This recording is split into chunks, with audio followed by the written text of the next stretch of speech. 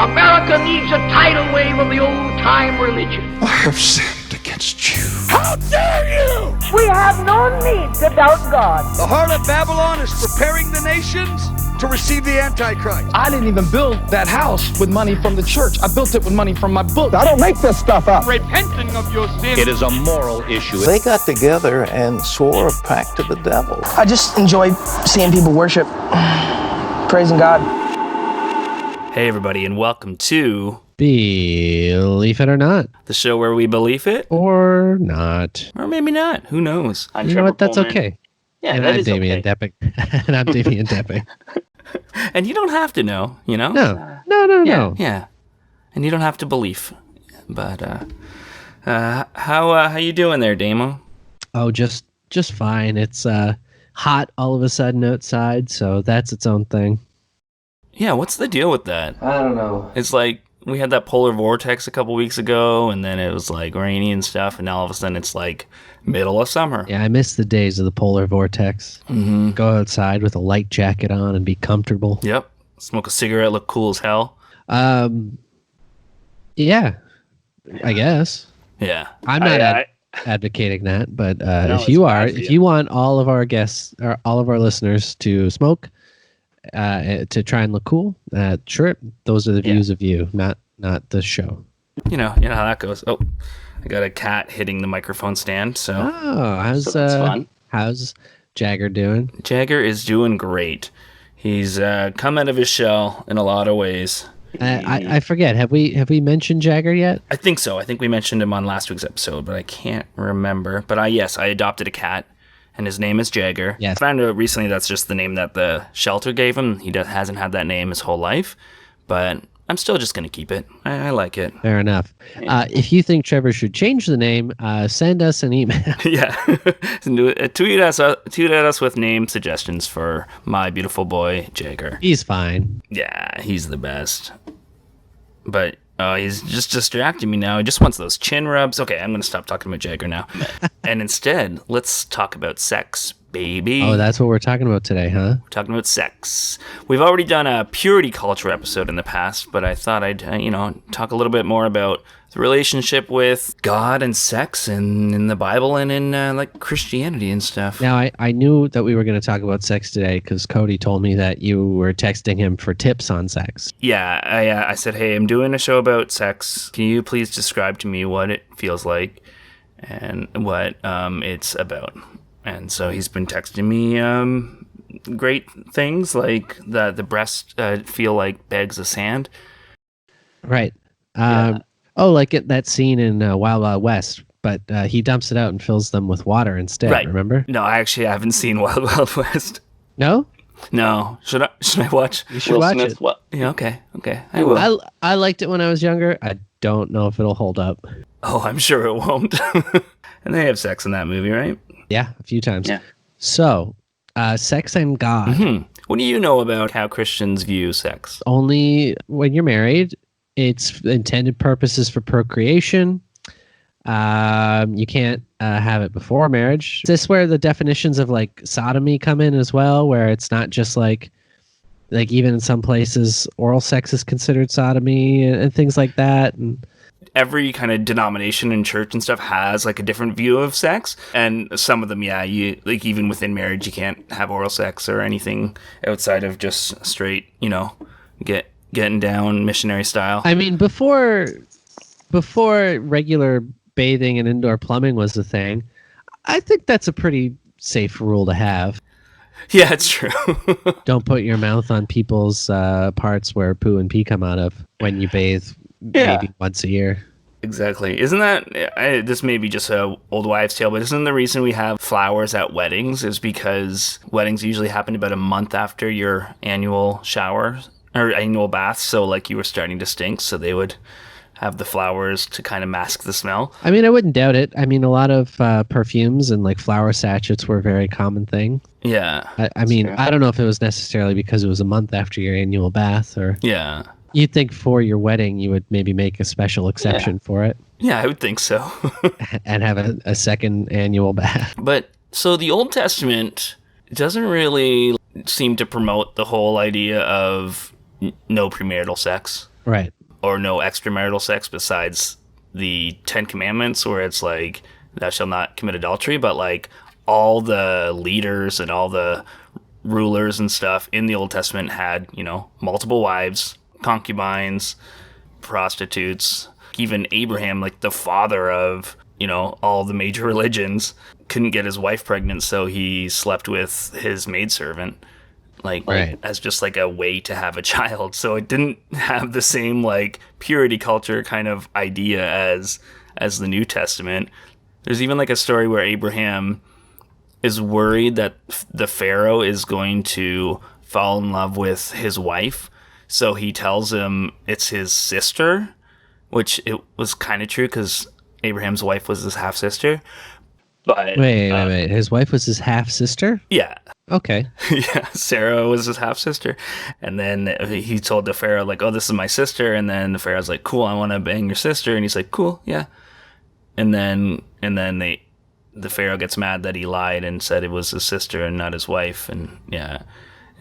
So sex was a little weird in the Old Testament. Like it wasn't. So from what I'm understanding is that Pharaoh wanted to have sex with his wife. Yeah. And in order to make the Pharaoh feel okay about it, he said it was his sister? Yeah. And then the Pharaoh found out it was his wife, and he's like, "Fuck you." Why wouldn't you have just said, "That's my wife"? Yeah, exactly. Yeah. I don't know. It's such a weird story. And then obviously like you have like Lot like offering his daughters to be raped instead of his like. Oh yeah. So these great men, women of the Bible definitely didn't follow the same, or especially men didn't follow the same like kind of purity culture, sexual rules that you see in Christianity today. That kind of purity mindset. By the time Jesus comes around, it's like, Roman occupied, and Romans are really against polygamy and things like that. And so that starts to get adopted by Christians as well, by the Jews as well, like just one wife and stuff. And then that seeped into early Christianity as well. But it wasn't really until 2,000 years ago or so that polygamy was kind of frowned upon in that culture. And then Jesus himself didn't talk a lot about sex. He talked about if someone, like they were talking about adultery, and he said, well, you're just as guilty of adultery if you've looked at somebody lustfully. And that was kind of like his main thing. Like that's such a dumb thing to say. Yeah. Yeah, exactly. Thoughts and actions are two very, very different things. Very different things. Yeah. And I don't know. And it's been debated whether he's saying you shouldn't have lustful thoughts, or if it's saying like, we're all guilty of something. I'd like to read it more as the don't judge. What is it? He who is free of sin cast the first stone. Yeah, exactly. Like the story about the woman caught in adultery where they were going to stone her, and he's like, he who's without sin cast the first stone. And then I feel like I'm hoping it's more of that. But again, it's probably interpreted the other way. Oh yeah, very much so. Like in youth groups and stuff, that was always kind of shown as the reason why you shouldn't look at porn, or the reason why you shouldn't masturbate or whatever. It was always, even if you look at someone lustfully, you've committed adultery in your heart. And then the argument would be like, well, I'm not married. And then it'd be like, yeah, but you will be one day, and you're cheating on your future wife. You can't cheat on something that you don't have. Yeah, exactly. Yeah, and that was even an argument for why you shouldn't have premarital sex, is like because it's adultery against your future wife. That doesn't make any fucking sense. No, it really doesn't. That's like petting your friend's dog, and you're like, you shouldn't do that. And you're like, why? It's like, because when you have a dog one day, those pets belong to that dog. Yeah, exactly. I don't mean to equate a dog with a wife. I'm just saying. Yeah. I'm just pointing out the absurdity of it. Exactly. And then after Jesus, rose up to heaven, or however he left this earth. He took the space elevator. Yeah, he took the space elevator up to heaven. Paul, the apostle, was kind of a proponent of celibacy.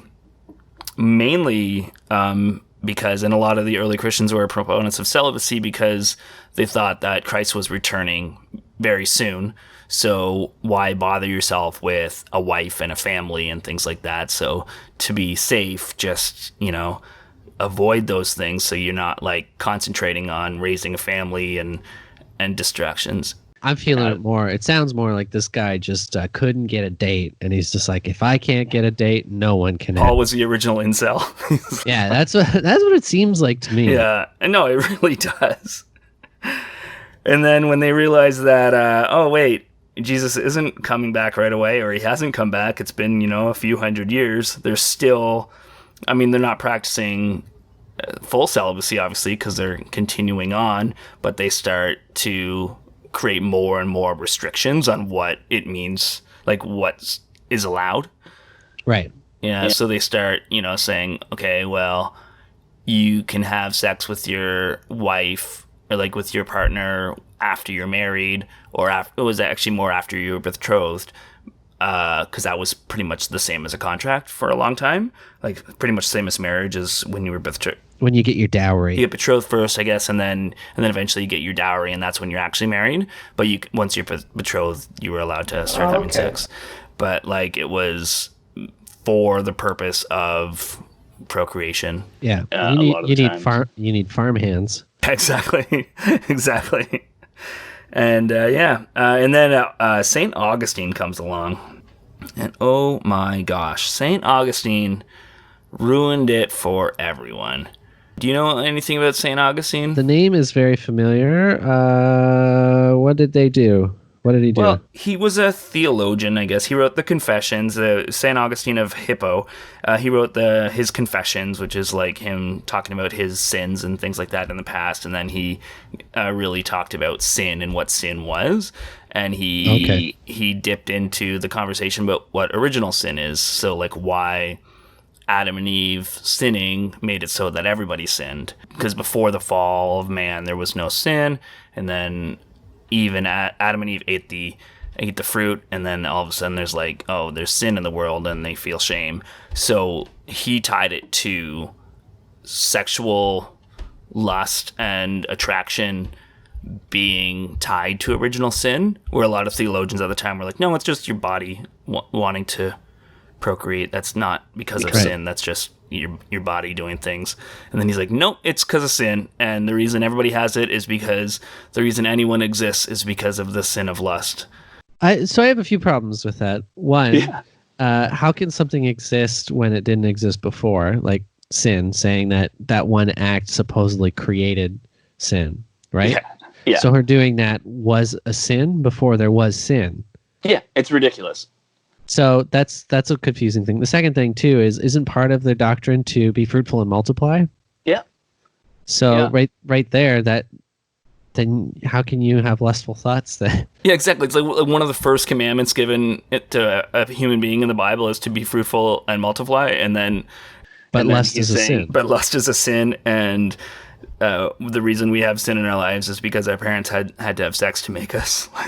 That's a very dumbed down version of what he said. He said it in But you're getting mixed messages here. Yeah, 100%. He was around, 400? Yeah, he lived from 354 to 430 AD, and that really influenced theology throughout the Middle Ages and even up to today, as in like the way a lot of churches view sex. The crazy thing to me is that how things that were started in like the 3rd, 4th, 5th century still hold so much sway over the way people interpret these things today. Oh yeah. There was one article I read where it was basically saying that, like, thanks, Augustine.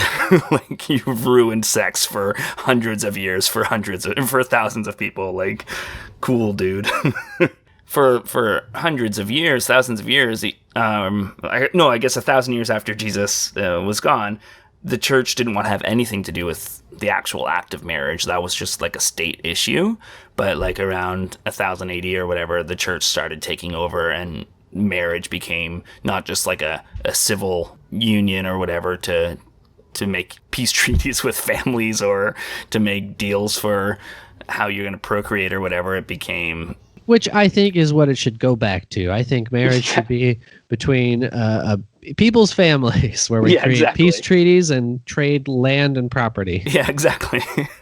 Well, I feel like that was with royalty. That's still going on in a lot of ways. Yeah. which is cool. I guess not anymore, but pretty recent history. Yeah, I'm not a big fan of royalty, so... No, me neither. I think we need to abolish the monarchy and get out of the Commonwealth. It's a weird system. Yeah, it's a really weird system and it needs to end. And the fact, too, we'll talk about Anglicanism in a minute, but, like, the fact that the Queen is also the head of the church. Well, the Church of England is a whole other can of worms. Yeah. Like, was it not just started by Henry VIII so he could get a divorce? Yeah. And I mean, that was one of the main reasons. There was also, he just didn't want to have the Pope telling his people what to do. You know what? I'm kind of on board for that. I don't want the Pope telling me what to do either. Yeah. I mean, there have been some shitty popes. I think more shitty ones than good ones. Well, I mean, yeah. Even the good ones did some shitty things. Yeah. So let's talk about some of the different denominations and Christian organizations and how they view sex today. All right. Catholics, pretty much with the Catholic Church, even though there's been a few scandals relating to sex, the official stance is that, not related to sex, more related to sexual abuse. I shouldn't equate the two. But they would say that sexuality is, yes, it's a way to show love to your spouse, but in a way that's to procreate. So you're not just showing love in a physical way. You're also saying, hey, we're going to show love, and then through showing love to each other, God's going to bless us with a child, and that's the purpose. So it's like the kind of two are tied together. It's never just intimacy. That's why no contraception, right? Every sperm is sacred. Yeah, and that's why, the Catholic Church is so obviously against abortion, also against condoms, and just shared terrible misinformation about condoms, like that you can get HIV from the condom. Yeah. Well, I mean, churches in general have been very bad as far as sex education has gone. Oh, 100%. I was I think I talked about this on the purity culture one, but I was in a special class in high school, like a special sex ed class, just because of my class periods worked and stuff. I signed up for this one, and it was like the one especially for Mormons. Oh, because they had to create in public schools a like Mormon friendly sex ed class because there was so many Mormons at my school. The thing that's crazy about that is it's such a tricky subject because I don't know. I think there is a certain amount of religious freedom that people should have, but at the same time, as soon as you're in the school system, it's so crazy that you have to put on these blinders to certain groups, and you have to make these concessions in order to not offend, which is bizarre. Yeah, it's education too, and it's like it's called that for a reason. Like it's something that people need to learn, and places with terrible sex education curriculums have higher teen pregnancy. Well, yeah, what they say, like an abstinence-based curriculum is less effective than one that actually teaches about proper contraception and consequences, because not only are they better informed about their bodies and they know what's going on and what the consequences are, they also know how to prevent unwanted pregnancies and diseases. If you don't tell kids what the fuck's going on and just tell them not to do it, they're going to do it. And they're going to do it. They're going to do it unsafely and with total disregard for anything that anyone's going to tell them. Yeah, it's true. Actually, I for the Christian rock lyric later on, I was looking up the video of this awful Christian rock song about pro-abstinence or whatever, and it was just talking about the terrible side of having sex and what could happen. And I just wrote in the comments, this could also just be an argument for proper sex education, because it was all the negative stuff, and it's yeah, but everything in this video could have just been, or in this song could have just been avoided if they just knew how to protect themselves. I think I see my thing about it too is I get that you really want to focus on abstinence for whatever, but why would you not want to educate them about everything else at the very least? And at the very least, so they know about it and they understand the risks and they understand the stuff. But the total, again, it's that head in the sand. Why would you want to just so severely cripple your children before they even have a chance to understand it? Then, they do something stupid and then it's too late, right? Yeah, exactly. Lutherans, I mean, there's so many different Lutheran branches and countries with different Lutheran churches in it that have kind of different varying opinions on sex and on premarital sex. Luther himself was very against premarital sex, but that's obviously a thing of his time. Most North American Lutheran churches will say that, hey, you shouldn't have sex before a marriage, but they also won't preach about it or discipline people if they are living together, or excommunicate people if they are living together before marriage or anything like that. It's kind of like a hands-off approach. Right. And then others, I think it was in Finland, Finland is basically no, it's fine. Extramarital sex, very bad. Premarital sex, whatever. Is basically their official stance. I mean, it's better than others. Yeah. Calvinism, so a lot of the Reformed churches, Calvin himself was very, very against premarital sex, and apparently when he would go around preaching, teen pregnancy would go down, or premarital pregnancy would go down in those areas, but who knows? That also could just be their talking points or whatever, because... Right, and how long is that going to last? Yeah, exactly. And he also, hung people for disagreeing with him, so... I mean, that's a good way to get the pregnancies to go down. Yeah, exactly. And he also said that a wedding is just a legal thing. So basically once you have sex with somebody, you are married to them. So if you have sex with somebody and then go and have sex with somebody else, then you're cheating on... It's a divorce. Yeah, exactly. Oh man, I guess I've been married a few times and I didn't know about it. Yeah. And still most of the Reformed churches, like Christian Reform, other Calvinist kind of churches, Presbyterian churches, who are all kind of under that same theology, highly condemn premarital sex, except for Switzerland, the Swiss Reformed theology. Oh, it's just, sorry, one theologian in Switzerland, so it's that's just one guy. But he says it's fine. One guy. One guy says it's fine, so all of Switzerland. I'll take it. Anglicans, yeah, in the past have been, obviously, because it was the way to go against premarital sex, but pretty much every region now is either turns a blind eye to it, or is just fine with it. Even among their priests and stuff like that. If you're not married, go out and have your fun, as long as you're safe and protected and and everything like that. Go out and have your fun. Have a good time. Well, I mean, a church founded on divorce is as good a place as any. I think there's a bit of that. I don't want to say apathy, but from my understanding of it, it's more of a social thing than a religious thing. Yeah. In the UK anyway. Yeah, it's true. I could be wrong about that. This is just perception. But even here, I have a good friend who is a priest in the Anglican Church. I talked to him one time because they're also LGBTQ affirming, and they will ordain gay priests and stuff. But there was controversy last year, and which I completely get why it's controversial, because they invited spouses to come to this general conference with the priests, but they excluded the same-sex spouses. So it's are you affirming? Yeah. Yeah, that's a little contradictory. Yeah, exactly.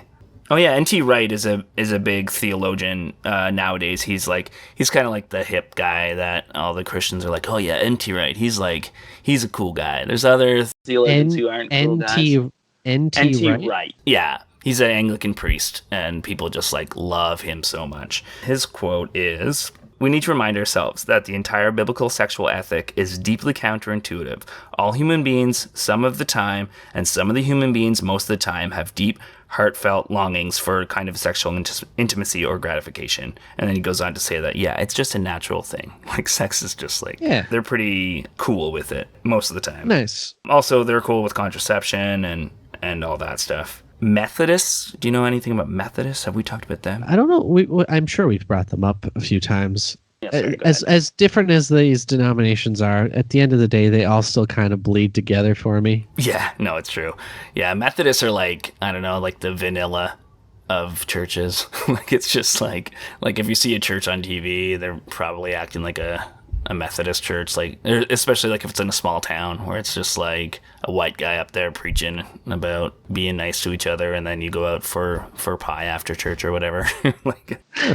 Yeah, but nice. They're very... The going to church part, but...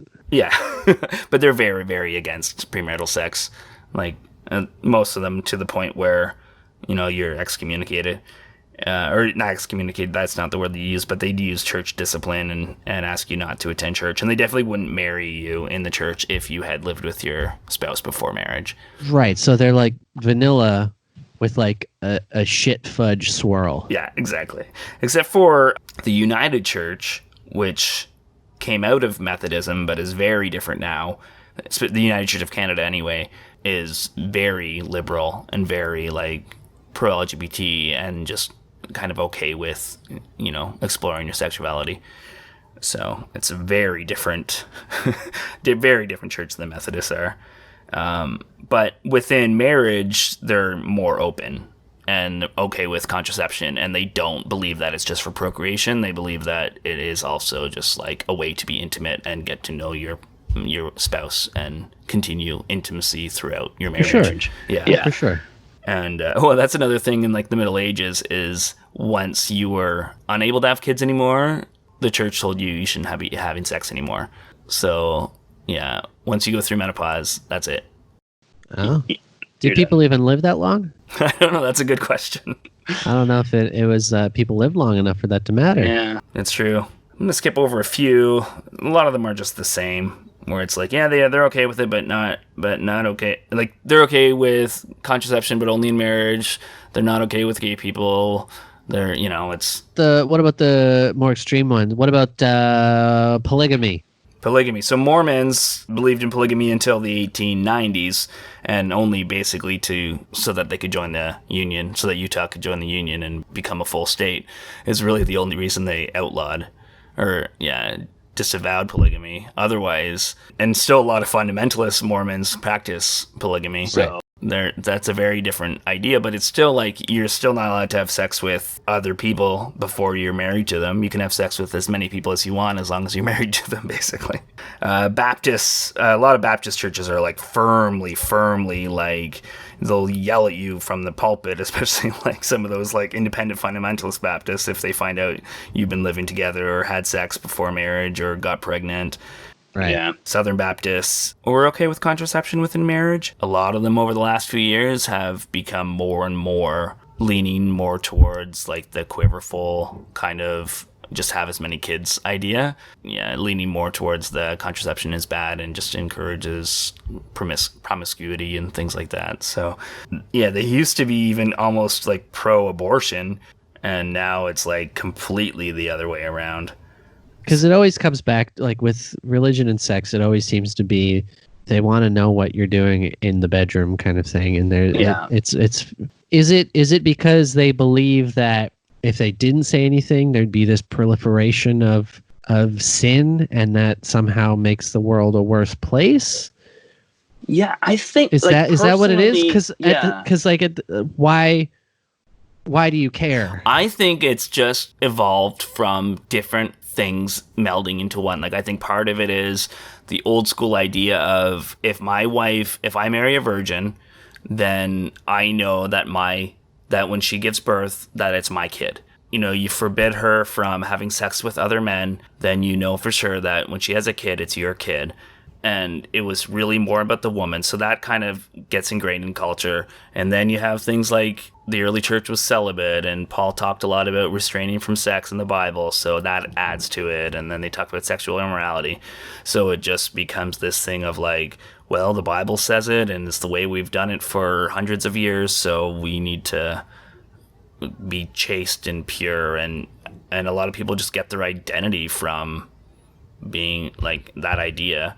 Even though most people do not wait till marriage, even within the church. Right. Like, it's a very, very low percentage of people who haven't had sex before their wedding night. Even among, the most outspoken preacher on the pulpit, he's probably,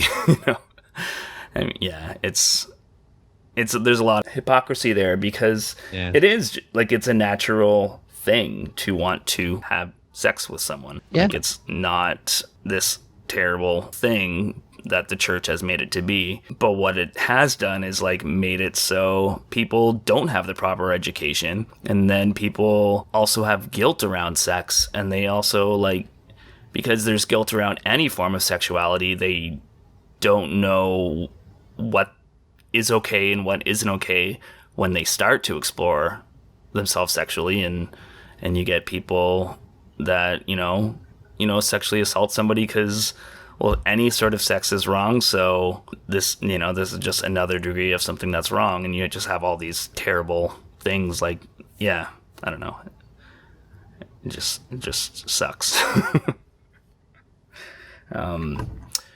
One more quick a denominational thing is I don't think they exist anymore, but there was this group called the Shakers, very similar to the Quakers, and got their name in a very similar way, where like, because they would shake and stuff when they pray, because the Holy Spirit was moving in them. Oh, okay. Yeah. Like but Mexican jumping beans. Yeah, exactly. But they just have a worm inside of them. They said that everyone needs to be abstinent. Like, even married people shouldn't have sex ever. What? Yeah. They also thought that the Lord was coming back, like around their time as well. Christ was coming back, so stop having sex. Just focus on God. With those guys, though, wouldn't they have noticed after a couple decades that he's not coming? Oh, they don't exist anymore. Okay, good. I was gonna say. I mean, you can always get people to join your little groups. Like, you don't have to procreate in order to keep a religion going. There's other ways that other religions have done it by just recruitment. But I mean, when also like your theology is based on God's coming back, and also their leader Marianne something, they thought was a version of Christ returned, and then the whole rapture would happen. So like, when she goes, and it's like that's their like holy leader, she just dies of old age or whatever. So there's so many factors for like why they didn't make it, but obviously not procreating and teaching your children about your religion is a big factor as well. Could you even teach your children? What I think you just have to kick out all the children. Yeah, it's true. And then, yeah, do you remember that in the Jesus for All Occasions episode to the other cult where they would actually cut off their junk, and would cut off their breasts? Right. And that was also because they followed that Augustinian idea that the original sin was caused by sex, and they thought that eating the apple was a euphemism for your breasts and your balls. Eat vaginas. Yeah. Exactly. What are your thoughts right now on the whole idea of how Christians view sex? I think it's pretty dumb. Mm-hmm. I can understand some of the stuff from a historical standpoint. I mean, I think a lot of things started out in ways that were like somewhat practical ways to curb certain things that people didn't know about. Yeah. Whether it be through like hygiene or legal things, right? Yeah. But as of today, I think all of it is useless. Yeah. I think all it's doing is holding people back and causing a lot of unwanted suffering and damage to millions of people every day. Yeah. So that's my thoughts on it. I completely agree. I believe in education, and that's all it is it's preventing education. Yeah, it is. It's preventing education, and I think one of the most important things it's preventing is consent education. Yeah. And just teaching. Yeah, that's true. We have not really talked much about consent, but yes, that is very true. Yeah, I mean, we've talked about before with the Ontario curriculum reverting back to the 1998 version. The new curriculum talked more about consent, and then even like to younger ages, teaching consent for things like hugging, and which is so good and important to have.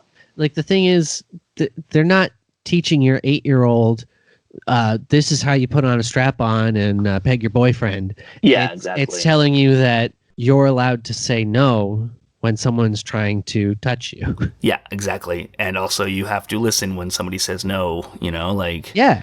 And you have to ask for, excited, consent. Like, yes, I would love it if you gave me a high five, not just like, I'm going to go over and smack your hand. I remember when they first were rolling out with the new curriculum, and there were flyers in our neighborhood from some local churches that were basically just saying, don't support the new education bill. And you know that there are tons of communities. There's churches who are saying that you shouldn't support this because it is, but then there's also these churches where there are people who don't necessarily have access to what that information is, or are able to fully comprehend what that information is. So they're going to lean on something like the church, who they trust as a source of information, to tell them what it is. And when they're just flat out telling them the wrong things and saying that this is evil and this is bad, it's not a good place. No, it's really not. And we just need strong education to teach people what's safe and what's right, and not just don't do it. Yeah, it's just really dumb. Yeah, I guess we want to do a Christian rock lyric? Yeah, we may as well. Yeah. Can't you see you're not making Christianity better? You're just making rock and roll worse. This is by a guy named Kenny Marks, and it's called "The Party's Over." Okay. And they showed it in my public high school. They showed this music video when they let a Christian group come in and talk about abstinence only, because they allow that for some reason in Ontario. I don't know if they still do, but they did when I was a teenager. Just as long as you didn't actually mention Jesus, you were allowed to come in and just preach abstinence only and play a stupid music video that's trying to be Jack and Diane, but is definitely not Jack and Diane. Jack and Diane. Yeah, do you remember that song?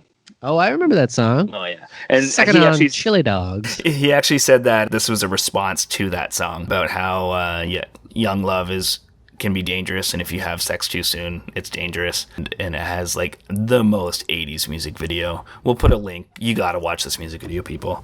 Yeah, so the whole song is about Jeannie and Johnny, and they meet in high school and then have sex over at a party, and then they after they had sex, she got pregnant, which means he had to marry her, and then their life was pretty hard, and it just would have been better if they didn't have sex. So let me just read some of the lyrics. Jeannie had her questions when the romance had its start, but Johnny had the looks that shot an arrow through her heart. Before the night was over, Jeannie went and gave it all away. The party's over. It was fun while it lasted, but it ain't no fun no more. The party's over, and now they wondered what they hurried for. Jeannie called up Johnny. She said, "Hey, I've got bad news." Johnny said, "Don't worry, babe. I'll take care of you." They had a wedding party for their family and a few close friends. And then the party's over. It was fun while it lasted. There's... The whole song is just so it's so depressing. What I also find funny about it too is that it's saying that you're gonna have a baby and then your life is over. Yeah. Where it's also don't you want people to have babies and children? And yeah, isn't that your whole thing? So why are you telling them that having a baby will ruin your life? I understand the intention is more about premarital sex, but at the same time, it's also saying that the reason is bad is because you're having a baby. Why would you want a baby ever then? And then, and at the same time, they're pro-life and anti-abortion, and it's but you're still acknowledging that having a baby this young can be very devastating to a child. How is it any different is if you get married and then have a baby? Yeah. And it's no different. And also, Jeannie, if you got to this point, you didn't want to have an abortion, there's also adoption. Also, you don't have to marry Johnny just because Johnny's the biological father. No, if anything, that's even worse too. I think that's another terrible thing. Because, the things that save a relationship is getting married and having kids. Yeah, it's ridiculous. I knew so many people from my small town that would get pregnant as a teenager, and then it was basically like a shotgun wedding. And of course they didn't last. Of course they didn't stay together. No, of course not. When I lived in Alberta, I made friends with somebody, and then when I was in college or whatever, she got pregnant and got married, and I remember just seeing the pictures online of the wedding and just how sad it was. That a church with 300 people, there was maybe 10 people there for her because she got pregnant before marriage. So only a few close friends and family showed up, even though this was a wedding that she basically had to do because she was in this culture. And that's the other thing I find really gross about these things. These are people who claim to be communities, And then, shit like that happens and they just turn on you. Yeah. And again, it comes back to the same thing. He without sin cast the first stone. Yeah. You think none of these people have done shitty things? It's insane that this idea that they're better than you because they're quote unquote more pious or holy when they're not. And you'd always hear too that there's no sin that's worse than another sin, like all sins are equal. And which is a bad way to do things. Oh, 100%. Yeah, it's so dumb. Like, I don't necessarily agree with the idea that sins exist, but I think there are things you can do that are not good things, and I think they vary in like what's bad, like and what's worse. And yeah, can you imagine like if the law was just everything was the same badness, like a parking ticket and murder? Yeah, exactly. You just get executed for anything, or you just get a ticket for anything. Yeah. And I always argued with people too, even when I was a Christian, about all sins are equal. And I'd be like, really? You're telling me? And then just like name the worst thing possible is the same as like looking at someone in a short skirt. Yeah, exactly. Like, seeing Helen Hunt and being like, whoa. Yeah. Yeah. Watching a movie with someone, Helen Hunt. Vocative. Yeah, Helen Hunt.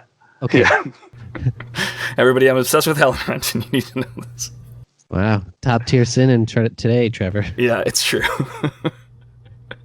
Okay, I think that's good there. I think we'll end on Helen Hunt. You think? Mm-hmm. Yeah. Thanks, everybody. And thank you. And don't forget to practice safe sex. Yeah. Or not, if you don't want to. Well, I would say do. Oh, okay. Rap the rascal. Yeah. No, I mean, like... But when I say you don't have to practice safe sex, I mean, like, if you don't want to have sex, you don't have to have sex. But not having sex is also practicing safe sex. That's true. Yeah, that's true. Yeah. Nothing safer than not doing it. Yeah. All right, everybody. Can you rate us on iTunes if you're still listening? Can you comment on our... Like, comment, subscribe, all that stuff. You know what they say at the end of everything. There's a little ding at the corner or whatever. We don't have that. But if there was... Call your congressman. Call your MP. Say, listen, we need these guys to do the circuit. Go around to all the community centers and, I don't know, talk to, Boy Scouts or something. Yeah, about getting it on sexually. Well, I don't know if I want to do a sex ed circuit. Oh, Lord knows I do. All right, well, we'll see what happens. Bye, everybody. Bye. Work, Sky Moon. The whole pre-celibacy thing is a major issue. Problem after problem with that. Obviously, if you read a newspaper or seen the Academy Award winning movie Spotlight, but which is a good film. Well, that's been Trevor's film reviews.